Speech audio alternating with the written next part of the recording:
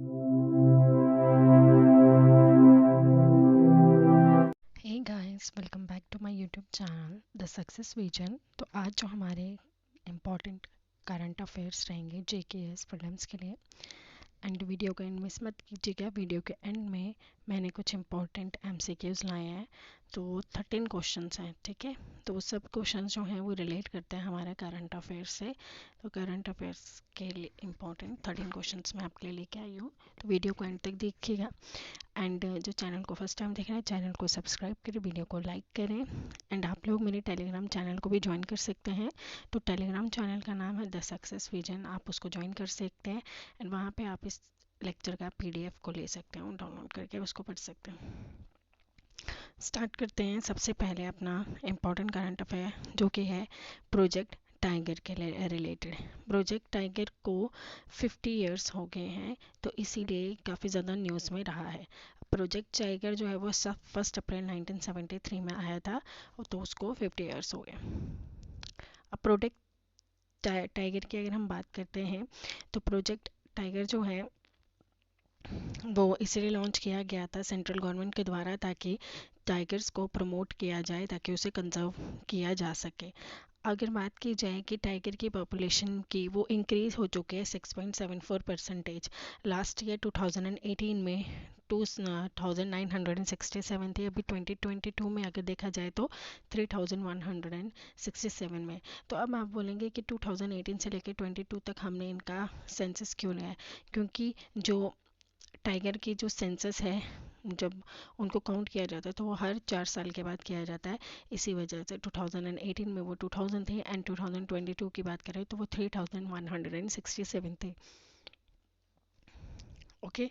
तो इसी को प्रोजेक्ट टाइगर को प्राइम मिनिस्टर नरेंद्र मोदी ने काफ़ी ज़्यादा इस एक चीज़ जो है सेंसस जो है उनका रिलीज़ किया है। प्राइम मिनिस्टर जो है उन्होंने government vision conservation, tiger conservation की बात भी की है, और इंटरनेशनल बिग कैट अलायंस को भी लॉन्च किया गया है। अब आपको ये चीज़ याद रखनी है कि कौन से 50 इयर्स जब हुए थे, तभी प्रोजेक्ट टाइगर को, तभी जो है प्राइम मिनिस्टर ने इंटरनेशनल बिग कैट अलायंस जो है वो लॉन्च किया था। तो इंटरनेशनल बिग कैट्स अलायंस जो है वो किससे रिलेटेड है? वो टाइगर से रिलेटेड है। इसमें बात की गई है हम 7 टाइगर की, जो बिग कैट्स की जो स्पीशी होती है उसे प्रोटेक्ट एंड उसे कंजर्व कर सके। अब वो 7 बिग कैट की स्पीशी जो है वो कौन कौन सी है, जिसमें tiger, lion, leopard, snow leopard, puma, जो जैगुआर और चीता की हम बात करते हैं।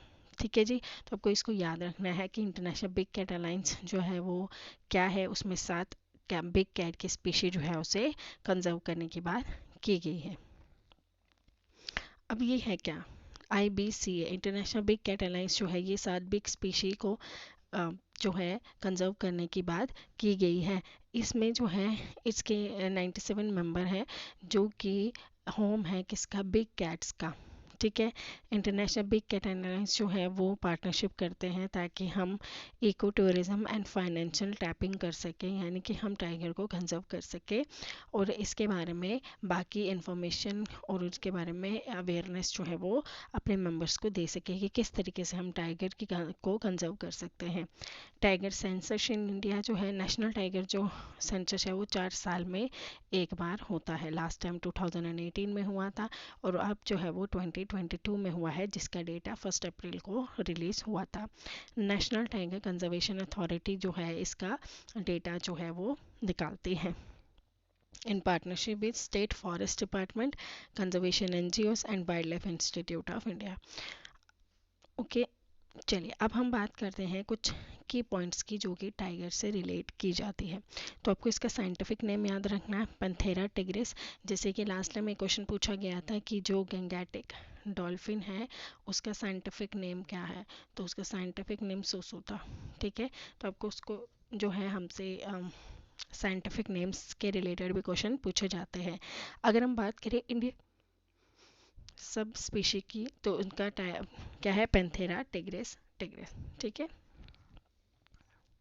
हैबिटेट की अगर हम बात करें, साइबेरियन टेम्परेट फॉरेस्ट से लेके सब ट्रॉपिकल थॉर्न और ट्रॉपिकल फॉरेस्ट और इंडियन सब कॉन्टिनेंट एंड सुमात्रा तक जो है ये पाए जाते हैं। इनको थ्रेट क्या है? हैबिटेट डिस्ट्रक्शन, हैबिटेट फ्रेगमेंटेशन और इनकी पोचिंग की जाती है। अगर हम इसके प्रोटेक्शन स्टेटस की बात करें, Indian wild life protection act 1972 में इसको शेड्यूल 1 में रखा हुआ है। IUCN स्टेटेड, आपको इसका याद रखना है, ये एंडेंजर्ड कैटेगरी में है एंड ये साइट्स की अपेंडिक्स 1 में है। तो ये आपको तीनों स्टेटस जो हैं इसके याद रखने हैं कि वाइल्ड लाइफ प्रोटेक्शन एक्ट के कौन से शेड्यूल में है, इंटरनेशनल यूनियन कंजर्वेशन के कौन से स्टेट में है।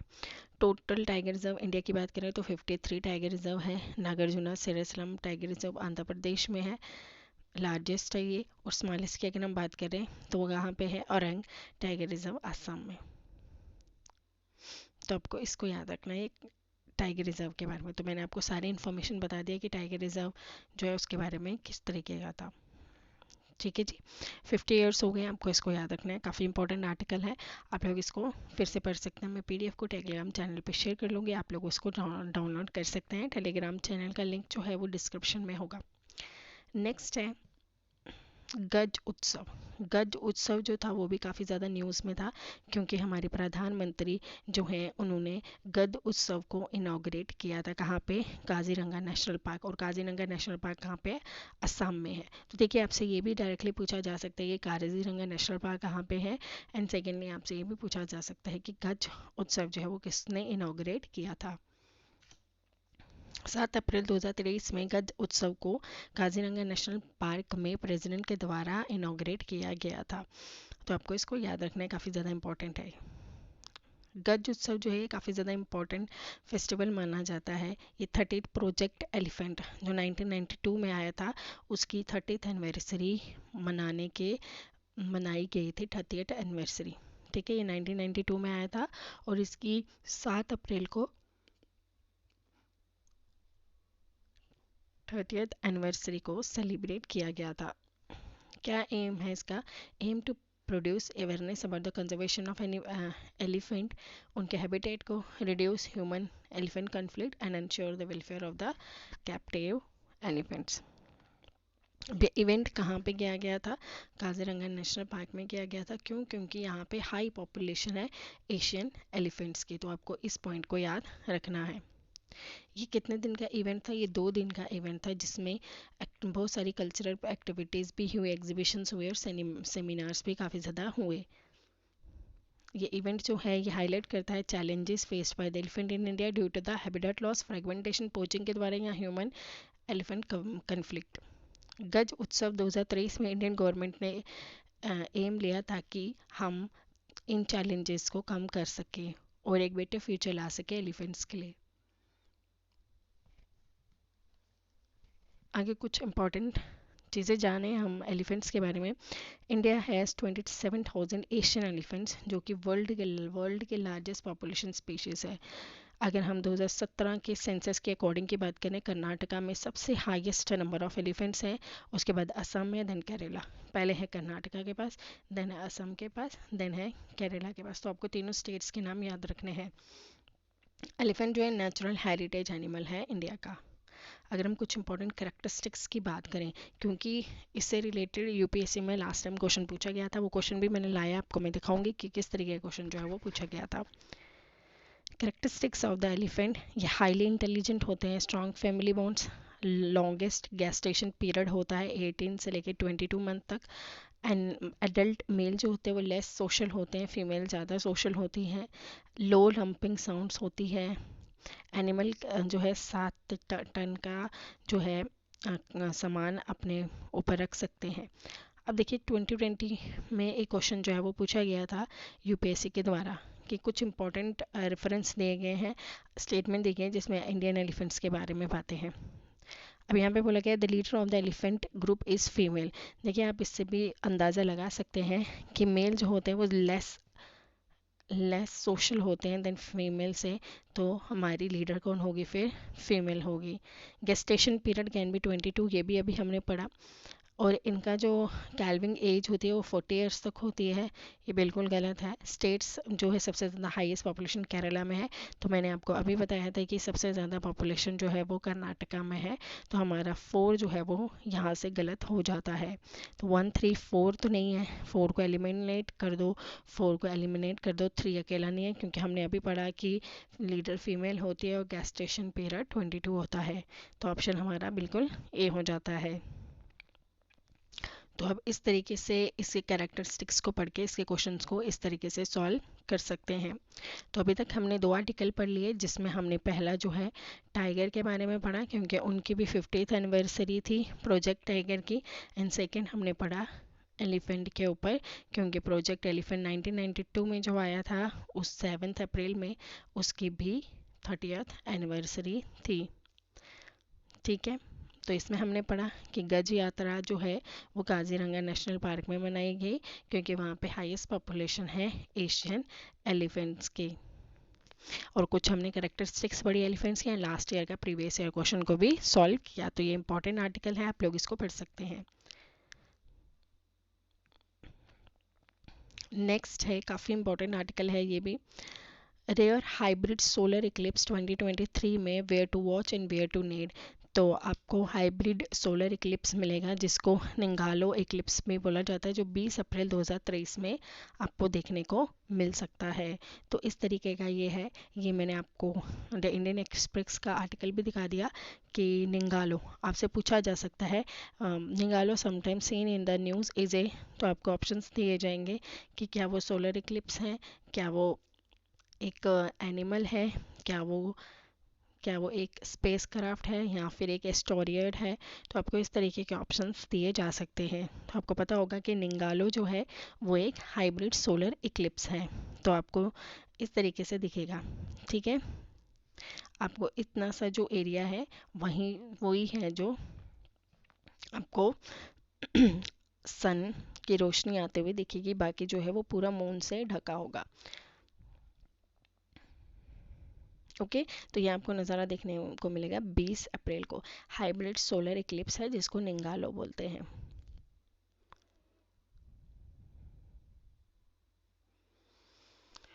ओके, तो अगर हम बात करें कि सोलर इक्लिप्स के बारे में, तो सोलर इक्लिप्स जो है वो पार्शल सोलर इक्लिप्स भी होता है। ठीक है, जिसमें जो है जिसमें जो है आधा मून जो है वो सूरज को ढकता है। ठीक है, एक है टोटल सोलर इक्लिप्स जिसमें जो है पूरा मून जो है वो सन को ढकता है। तो ये आपको याद रखना है कि पार्शियल सोलर इक्लिप्स क्या होता है एंड टोटल सोलर इक्लिप्स क्या होता है, एंड हाइब्रिड सोलर इक्लिप्स मैंने निंगालो के बारे में आपको बता दिया, तो आपको याद रखना है कि निंगालो सोलर इक्लिप्स के बारे में।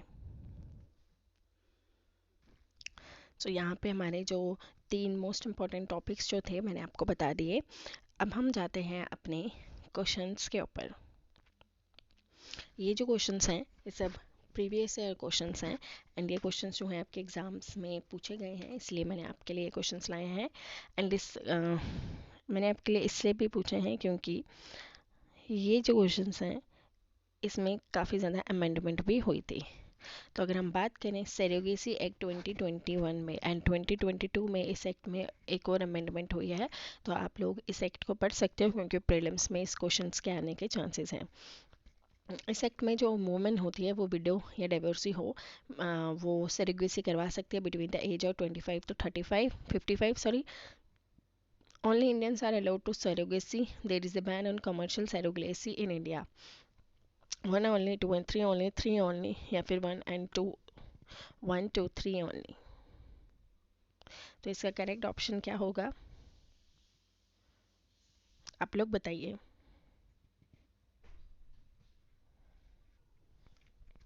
तो इसका जो फर्स्ट ऑप्शन है वो बिल्कुल गलत है क्योंकि उनकी जो एज है वो 35 टू जो है वो 55 होनी चाहिए। ठीक है, और वो विडो होनी चाहिए, and only Indians are allowed for surrogacy और there is a ban on commercial surrogacy. देखिए सेरोगेसी के लिए जो है इसका जो करेक्ट ऑप्शन है वो हमारा हो जाता है option B, date is 2 and 3, क्योंकि इंडिया के लॉज बने हैं तो हम इंडियन ही अलो होंगे कहाँ पे, सैरोगेसी के लिए। एंड बैन है कॉमर्शियल सैरोगेसी के लिए।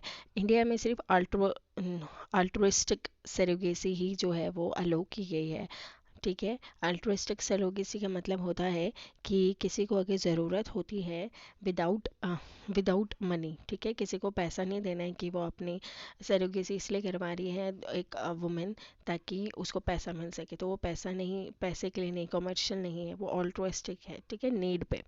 तो इसी वजह से जो है इसका ऑप्शन बी हो जाता है, ठीक है। इंडिया में बैन है, ये आप इसके दे सकते हो। इंटेंडिंग वुमेन डाइवर्सिटी 35 से 45 ईयर तक होनी चाहिए, ये याद रखना है। इंडियन सैरोगेसी के लिए है, और इस एक्ट में अल्ट्रुइस्टिक सैरोगेसी अलाउड की गई है, ना कि कमर्शियल सैरोगेसी। नेक्स्ट क्वेश्चन है, द यूनियन कैबिनेट जो है एक ग्रेविटेशनल वेव डिटेक्शन फैसिलिटी जो है, वो ग्रेविटेशनल वेव डिटेक्शन फैसिलिटी कहाँ पे अप्रूव कर रही है, महाराष्ट्र, कर्नाटका, राजस्थान या फिर मध्य प्रदेश में। तो इसका जो करेक्ट ऑप्शन है वो क्या होगा, तो वो क्या है, महाराष्ट्र में। अब आपको ग्रेविटेशनल वेव जो डिटेक्शन फैसिलिटी है, यानी कि ये LIGO के बारे में बात कर रहे हैं, लेज़र इंफेरोमीटर ग्रेविटेशनल वेव ऑब्जर्वेटरी, यानी कि ग्रेविटेशनल वेव्स के बारे में पढ़ने के लिए इन्होंने एक सेंटर जो है वो बनाने के लिए अप्रूव किया है, तो वो महाराष्ट्र में किया है, ठीक है। तो आपको इसको याद रखना है। एंड आप लोगों ने लीगो के बारे में और ज़्यादा डिटेल में पढ़ना है कि लीगो है क्या, ठीक है। ये काफ़ी ज़्यादा न्यूज़ में था और ये इम्पॉर्टेंट भी हो जाता है, आपसे स्टेटमेंट बेस्ड क्वेश्चन भी इससे रिलेटेड पूछे जा सकते हैं। नेक्स्ट है, अच्छा, ग्रेविटेशनल वेव, हाँ मैंने आपके लिए ये क्वेश्चन भी ला लिया। देखिए यहाँ पे जो मैंने आपको बताया ना कि लीगो के बारे में, तो ये लीगो से रिलेटेड ही क्वेश्चन है, ठीक है। ग्रेविटेशनल वेव्स जो हैं are ripple in space produced by the movement of the celestial bodies like stars and planets, या it is predicted by Indian scientist Chandrasekhar Venkateshwara Raman, यानी कि CV रमन ने प्रिडिक्ट किया था ग्रेविटेशनल वेव्स के बारे में। A only, one only, two only, both, या नन ऑफ द अबव। तो ये प्रिडिक्ट किया गया था बाय किसके द्वारा, अल्बर्ट आइंस्टाइन के द्वारा इसको प्रेडिक्ट किया गया था, ना कि CV रमन के द्वारा। तो ग्रेविटेशनल वेव्स जो है वो स्पेस टाइम में जो मोमेंट प्रोड्यूस की जा रही है उस, जैसे हमारी स्टार्स और प्लैनेट्स के द्वारा, उसके बारे में बताती है। तो यानी कि इसका ऑप्शन ए हो जाता है बिल्कुल सही। तो आपने लीगो के बारे में अच्छे से पढ़ना है, ठीक है। चलिए नेक्स्ट है RBI की मॉनेटरी पॉलिसी कमेटी, ये भी काफ़ी ज़्यादा न्यूज़ में थी। मॉनेटरी पॉलिसी कमेटी जो है वो 6 मेंबर की बॉडी होती है, हाँ जी बिल्कुल सही है, जिसमें कि 3 जो होती हैं वो RBI के मेंबर होते हैं, एंड 3 मेंबर्स वो होते हैं जो कि गवर्नमेंट ऑफ इंडिया के द्वारा अपॉइंट किए जाते हैं, यानी कि वो इकोनॉमिक्स के फील्ड में माहिर होने चाहिए। RBI इसका एक्स ऑफिसो चेयरमैन होता है, ये भी बिल्कुल सही है। Monetary policy committee twice every year to fix policy rate. जो थर्ड ऑप्शन है वो क्या सही है, 1 and 2 only, 1 only, 2 and 3 only, या 1 2 3। तो इसकी मीटिंग ट्वाइस टाइम्स नहीं होती है, 4 टाइम्स होती है। तो हमारी ऑप्शन सी बिल्कुल सही, गलत हो जाता है, तो हमारा ए ऑप्शन बिल्कुल सही है। RBI की मॉनेटरी पॉलिसी कमेटी इसीलिए बिठाई जाती है ताकि इन्फ्लेशन, जो महंगाई है, उसे कंट्रोल किया जा सके, ठीक है। इसीलिए जो है RBI की मॉनेटरी पॉलिसी कमेटी जो है वो बिठाई जाती है। नेक्स्ट है, कंसिडर द फॉलोइंग स्टेटमेंट, ये भी काफ़ी ज़्यादा इंपॉर्टेंट है। Drug narcotic psychotropic substance act 1985, the state have been given the right to cultivate cannabis and transport it. Okay, ये वाली जो है उसमें बोला जाता है कि आप कैनबिस भी काफ़ी ज़्यादा न्यूज़ में थी, क्योंकि थाईलैंड में कैनबिस को राइट दिया गया था कि आप लोग जो है कैनबिस को उगा सकते हो। कैनबिस होता है उसे भांग बोलते हैं, ठीक है, भांग होता है ना, तो उसी को कैनबिस बोलते हैं। अब बट इसलिए कैनबिस को लगाने की बात की गई थी ताकि इसका मेडिसिनल यूज़ हो, ना कि इसको एज ए ड्रग यूज़ किया जा सके, बट मेडिसिनल पर्पस के लिए, ठीक है। इसका ज़्यादा यूज़ ना किया जा सके, उसके बारे में भी देखना होता है। अब कुछ ऐसी स्टेट हैं जिनको लीगल स्टेटस दिया गया है ताकि वो कैनबिस अपने डिस्ट्रिक्ट्स में उगा सके, जैसे कि राजस्थान, मध्य प्रदेश और उत्तर प्रदेश। तो आपने बताना है कि इनमें से कौन सी स्टेटमेंट सही है। A only, B only, both या नन। तो इसका जो करेक्ट ऑप्शन है वो है ऑप्शन सी। अभी रिसेंटली हिमाचल प्रदेश भी एक ऐसी स्टेट है जिसके चीफ मिनिस्टर बोल रहे हैं कि हम भी कैनबिस को लीगलाइज करेंगे। तो हिमाचल प्रदेश के सीएम भी बोल रहे हैं कि हम जो है जो इसकी कैनबिस की कल्टीवेशन है उसको लीगलाइज करने की बात करेंगे। और पहले ऐसी डिस्ट्रिक्ट जो बाकी ऐसी डिस्ट्रिक्ट्स हैं जैसे राजस्थान, मध्य प्रदेश और उत्तर प्रदेश, इन्होंने पहले से ही इसको लीगलाइज किया हुआ है।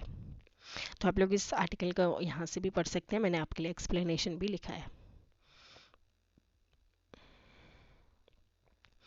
नेक्स्ट है ऑगमेंटेड रियलिटी। एक स्टिमुलेटेड एनवायरनमेंट की क्रिएट किया जाता है and the physical world is completely shut out. Augmented reality और कुछ वर्चुअल रियलिटी के बारे में बात की गई है। ऑगमेंटेड रियलिटी वो होता है जिसमें कि, एक सेकेंड, ऑगमेंटेड रियलिटी और वर्चुअल रियलिटी तो आज हम थोड़ा सा आर्गुमेंटेड और हम वर्चुअल रियलिटी के बारे में थोड़ा सा पढ़ेंगे। आज ये जो है आर्गुमेंटेड रियलिटी जो होता है उसमें क्या होता है, आर्गुमेंटेड रियलिटी में क्या होता है कि आपने ये इस तरीके की टेक्नोलॉजी है जिसमें क्या होता है कि ऑगमेंटेड रियलिटी में होता है कि यूज़र जो होता है वो रियल वर्ल्ड में होता है। ठीक है, यूज़र जो होता है वो रियल वर्ल्ड में होता है और वर्चुअल वर्ल्ड में भी होता है, यानी कि रियल वर्ल्ड में भी होगा एंड वर्चुअल वर्ल्ड में भी होगा। अब ये किस तरीके से पॉसिबल होता है, देखिए आपने कभी गेम खेलते हैं, जब हम कभी गेम खेलते हैं तो हमें ऐसा लगता है कि जैसे हम ही हैं उस गेम में, ठीक है ना। या फिर कभी हम स्नैपचैट, देखिए स्नैपचैट पे आप जब फ़ोटो खींचते हैं तो आपको अलग अलग जो है उसमें आपको अलग अलग फेसेस मिलते हैं। जैसे कभी आपको ओल्ड मैन का फेस मिलेगा या आपको कभी बियर्ड लगा हुआ आदमी मिलेगा तो आपको भी बियर्ड आ जाती है। तो वो कौन सी रियलिटी है, वो एक ऑगमेंटेड रियलिटी है। ठीक है, यानी कि आप अपनी रियल वर्ल्ड में होते हो बट आप पिक्चर के द्वारा कहाँ पे होते हो, वो कहाँ पे होते हो, उस वर्ल्ड में, वर्चुअल वर्ल्ड में भी होते हो। ठीक है, और आपका जो फिजिकल वर्ल्ड होता है वो पूरी तरीके से शट डाउन नहीं होता। ठीक है, कंप्लीटली शट डाउन नहीं होता। तो आपको इस चीज़ को याद रखना। अगर हम वर्चुअल वर्ल्ड की बात करें तो आपकी आइज़ पे एक तरीके का ना जो एक चश्मा लगाया जाता है, तो आपको उस जगह पे, जैसे आपको कहीं घूमने जाना होता है, जैसे आप न्यूयॉर्क जाना चाहते हो तो आप उसको घर बैठे एक्सपीरियंस करना चाहते हो, तो आप उस चश्मे को लगा के आप उस पूरी चीज़ को फील कर सकते हो। ठीक है ना, तो वो कौन सा हो जाता है, वो हो जाती है हमारी वर्चुअल वाला, क्योंकि वहाँ पे जो है हमारा फिजिकल इन्वायरमेंट पूरा वहीं पे होता है जहाँ पे वो, जहाँ पे हमने चश्मा लगा के जो चीज़ को हम देखना चाहते हैं। तो ऑगमेंटेड रियलिटी में आप फिजिकल वर्ल्ड में होते हो बट वर्चुअल रियलिटी में आप फिजिकल वर्ल्ड में नहीं होते हो।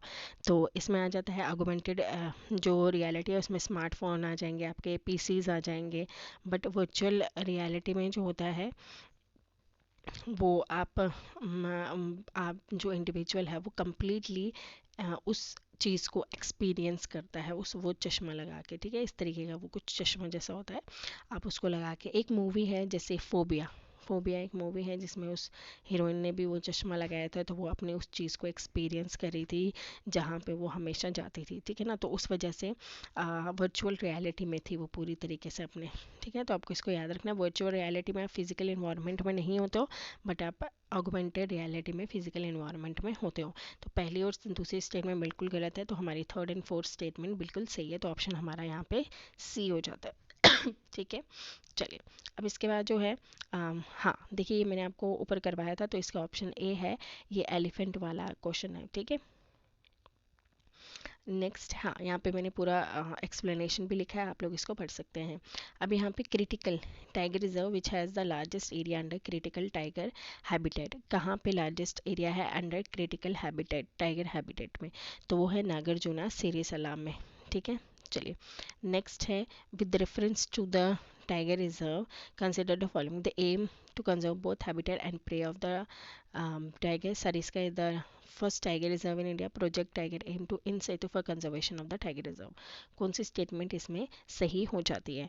तो first 1 only, 2 only, 2 and 3 only, 1 and 3 only, या 1 2 3 ओनली. तो सारिस्का जो है वो फर्स्ट टाइगर रिजर्व नहीं है इंडिया की, तो ऑप्शन सी हमारा सही हो जाता है, यानी कि फर्स्ट एंड थर्ड ओनली. तो अब हम इसके एक्सप्लेनेशन पढ़ते हैं. फर्स्ट कौन सी है फिर? बांदीपुर टाइगर रिजर्व जो है वो कर्नाटका की फर्स्ट टाइगर रिजर्व है इंडिया की, तो इसीलिए जो है हमारी सेकंड स्टेटमेंट गलत हो जाती है. तो सारिस्का नहीं है, कौन सी है? Bandipur tiger reserve. ठीक है. Project tiger central sponsored scheme है. अभी देखिए सेंट्रल सेक्टर स्कीम आ जाती है और एक आ जाती है सेंट्रल स्पॉन्सर्ड. सेंट्रल स्पॉन्सर्ड में क्या होता है कि इसमें स्टेट गवर्नमेंट भी हिस्सा लेती है, और सेंट्रल सेक्टर में वो पूरी तरीके से सेंटर ओन्ड होती है. ठीक है, बस दोनों में इतना ही डिफरेंस है. नेक्स्ट है, which of the following is in situ method of conservation of flora? Biosphere reserve, botanical gardens, national park या wildlife sanctuary. तो इसका ऑप्शन बी है botanical garden. ठीक है, इन situ एंड एक्स situ आप लोग इसको पढ़ सकते हैं अच्छे से. नेक्स्ट है रेड डेटा बुक के ऊपर. ये भी काफ़ी ज़्यादा इंपॉर्टेंट है, जो कि IUCN में होता है. अब इसमें जो है endemic plant and animal species के बारे में होता है, threatened plant and animal species के बारे में होता है, protection of conservation of nature and natural resources. 1 and 2, 1 and 3, 2 only, 2 and 3 या 3 ओनली. तो IUCN जो है वो थ्रेटेंड स्पीशीज़ के बारे में होता है, वल्नरेबल, एंडेंजर्ड, क्रिटिकली एंडेंजर्ड. तो ये आपका ऑप्शन बी हो जाता है बिल्कुल. ठीक है.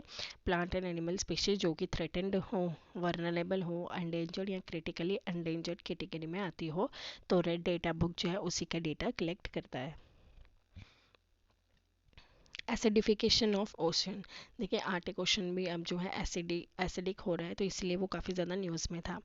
तो अब इसका फिनोमेना क्या कंसर्न में है? The growth of cellular calcifiers phytoplankton with adverse effectively the growth and survival of coral reef, survival of some animals that have phytoplankton larva, yeah, cloud seeding and formation of cloud. 1 2 and 3, 2 or 3, 1 3 या 1 2 4. तो acidification of oceans में कौन सा affect कर रहा है इसको सबसे ज़्यादा?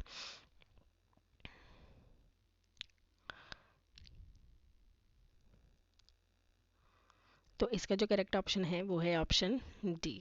ठीक है, चलिए.